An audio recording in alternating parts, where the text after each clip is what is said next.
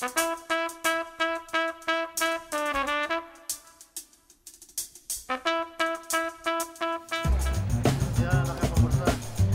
nga ba ang halaga sa ordinaryong pulis at presinto ng 105,000 euros o halos 7 million pesos na nabasyo sa Russia sa kareretirong controller ng PNP?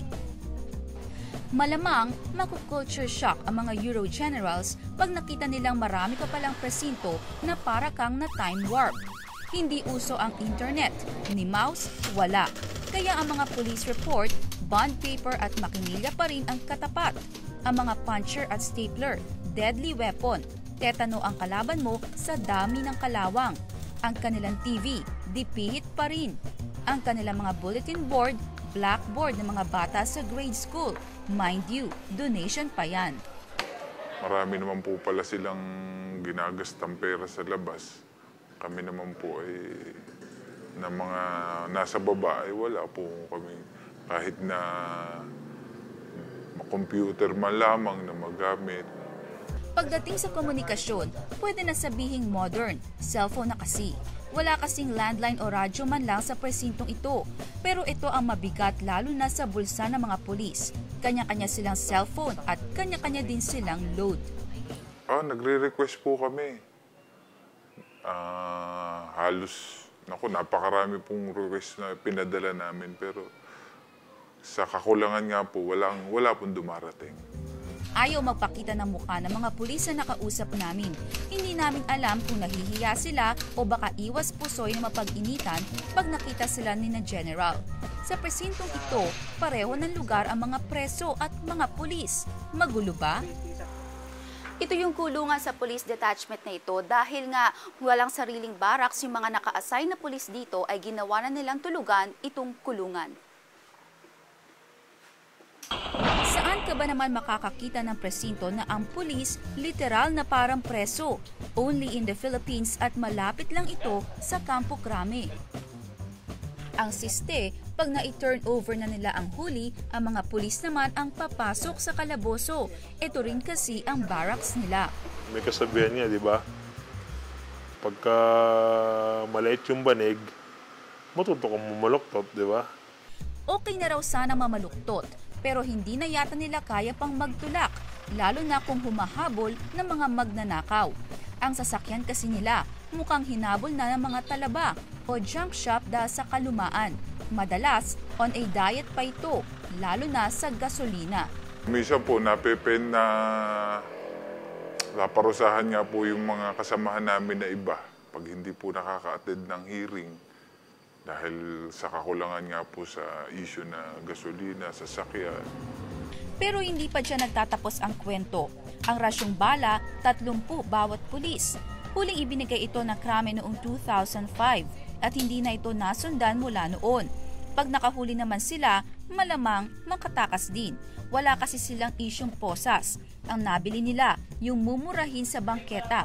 $600, as usual, made in China. Hindi na ambisyon ng mga pulis na ito na makahawak ng libo-libong euro o makabiyahe sa mga lugar tulad ng St. Petersburg. Okay na raw sa kanila na makatikim ng konting biyaya para sa presinto, kasama na dyan ang bala at baril. Biro nyo naman, itong si PO1, kabago-bagong pulis, may salary deduction na. Mahigit 30,000 ang hiniram niya, makabili lang ng sarili niyang baril, 2 years to pay. Yung bala ko dyan, 30 rounds lang. Paano kung makasaba kami ng 50 NPAs? Di wala na, di ba? Pagputo ko ng 30 rounds ko, paano manghihingi na ako sa katabi ko? To serve and protect, yan ang motto ng mga pulis. Pero sa mga kwentong ganito at sa harap ng Euro scandal, ang maitatanong mo na lang ay to serve and protect who? Nami Deirit po, dokumentado.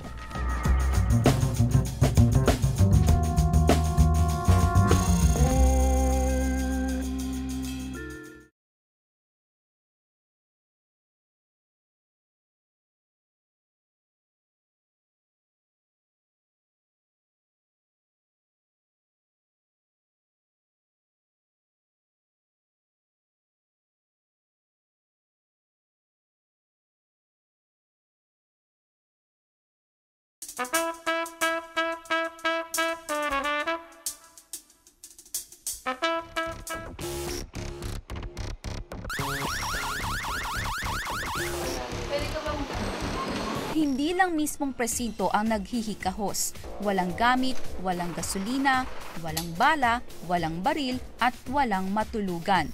Yung mismong naka-uniforme, halos ganito din ang kwento.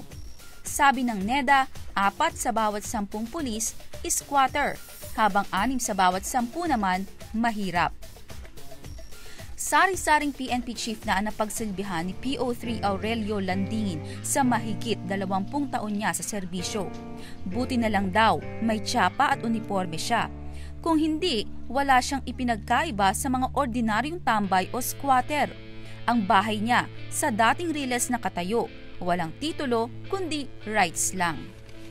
Sa ngayon po ma'am, may mga loan ako, hindi po sapat sa akin. Sa hirap ng buhay, sumasideline pa siya ng pagdatricycle para may pandagdag kita.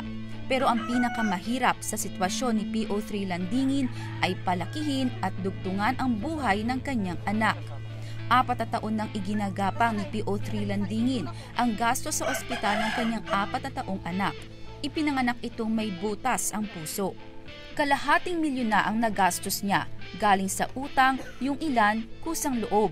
Madalas ngayon, dasal na lang ang ginagamot niya sa problema ng anak. Hindi ko na po ma'am nadadala sa ospital gawa ng kahirapan. Wala nang sapat na panggastos. Pero sa kabila ng lahat, sabi ni PO3 Landingin ni hindi sumagi sa isip niya na gumawa ng iligal. Nawawalan lang daw siya ng loob pag naiisip na nailibing na ang ipinangakong promosyon sa kanya. 2001 nang makasama si Landingin sa pwersang dumepensa sa palasyo noong EDSA 3. Bago ito, ilang kudeta na rin ang kanyang pinagdaanan kung saan nasa frontline siya. Ganun, naghihirap ko yung time na yun. Nag-suffer ako na marami.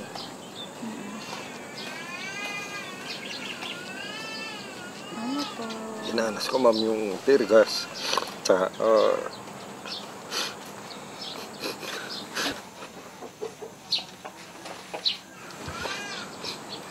bato, ganyan. Sinusuro kami, kinasaktan kami.